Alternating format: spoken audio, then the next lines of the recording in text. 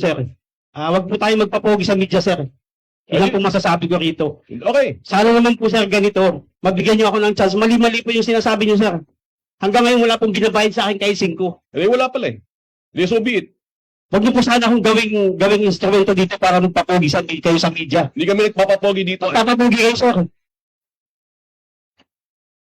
Alam mo, Corporal Suwan, kung ganyan na mga klase ng pulis dito, I'll be happy. The National Police Commission will be happy to dismiss these types of errant cops until our policemen understand that we cannot do this to our Filipino people. We will show you what discipline is. Any other questions? Hindi dapat tayo pumayag na gagantuin tayo ng mga kapulisan.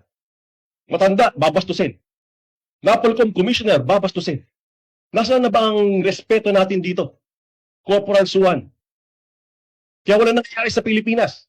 Kaya nawawala ng tiwala ang taong bayan sa pulis. Gaya mo. Gawa mo. Hindi ka dapat maging pulis. Wala po katotohanan yun, sir. Hindi ko sinabi dito. Hanggang ngayon, sir. Walang binatay. And then so be it. Then so be it. Sir, maging fair lang po tayo. Okay na to. Bring Suwan up. Maging fair lang po tayo, sir. Bring Suwan up. Nagawa niyo dito para magpupugi kayo ng media. We will cleanse scalawags. The police force from scalawags like this. You don't deserve to wear that freaking uniform.